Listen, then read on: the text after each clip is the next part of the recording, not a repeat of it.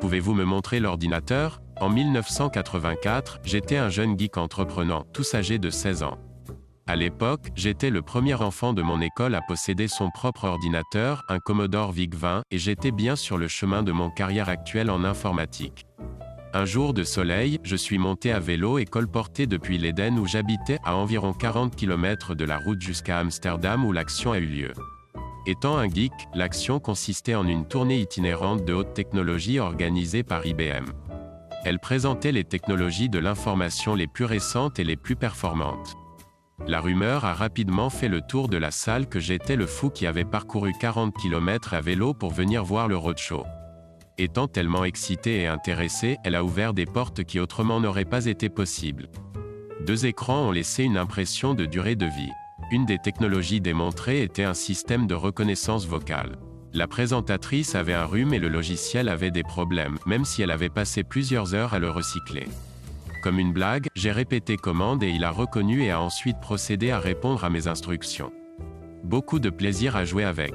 La technologie la plus mémorable était un grand écran haute résolution avec un modèle filaire très détaillé de la navette spatiale. Imaginez une navette montée sur le réservoir externe et 2 boosters de fusée solides. Assez au niveau des composants individuels, mais c'était le modèle le plus détaillé que j'ai jamais vu, alors et depuis.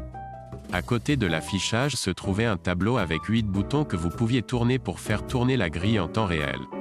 Un bouton pour rouler, un pour lacet, un pour zoomer et un pour zoom. La chose à propos de ces boutons était qu'ils fonctionnaient très facilement. Si bien que vous pouviez les effleurer et qu'ils continuaient à tourner comme une toupie, la navette spatiale filaire continuait également à tourner. Les boutons de rotation étaient si lisses que vous aviez le temps d'en faire tourner plusieurs simultanément et le modèle tournait en conséquence. Après avoir joué avec cela pendant un moment, je me suis approché de la personne qui gère l'affichage et j'ai dit « C'est vraiment cool, mais ce n'est pas l'ordinateur. Pouvez-vous me montrer l'ordinateur qui fait le travail ?» Un sourire apparut et, à voix basse, on me montra au fond de la salle, suivant de gros faisceaux de câbles, par la porte arrière, à l'extérieur. Il y avait 2 semi-remorques garées à côté du hall.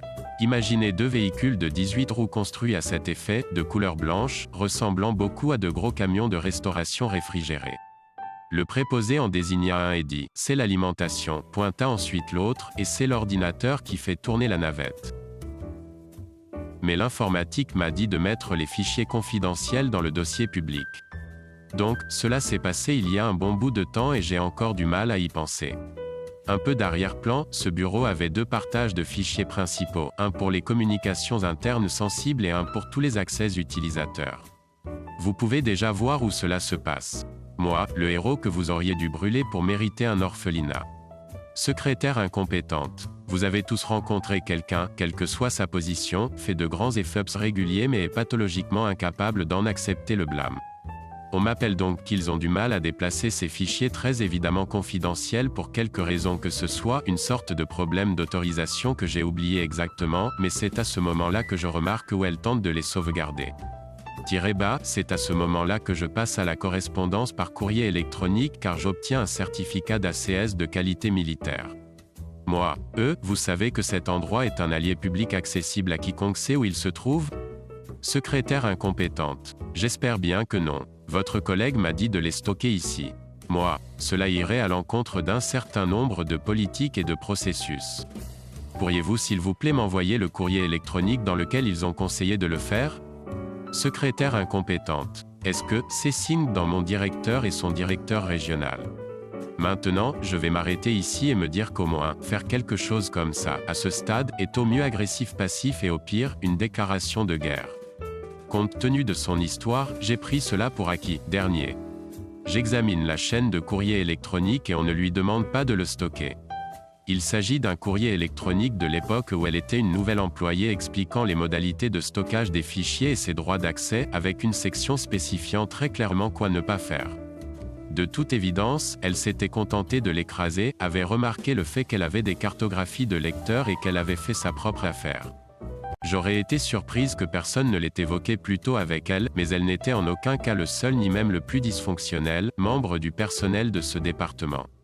Comme elle a décidé, dans son infinie sagesse, que la haute direction doit être au courant, je les garde pour le reste. Moi, désolé, je pense que cela pourrait être la mauvaise chaîne de courrier électronique. Ceci est le conseil envoyé aux nouveaux employés. Secrétaire incompétente. Oui, et cela indique où je devrais stocker ces fichiers. Votre service a dit de le faire. Moi, à court des fadonnés, je réponds avec juste un copy-paste du courrier électronique original avec la section d'avertissement concernant la zone publique surlignée en rouge vif. La correspondance est restée étrangement calme après cela. Un mois plus tard, elle est partie pour poursuivre de nouveaux défis.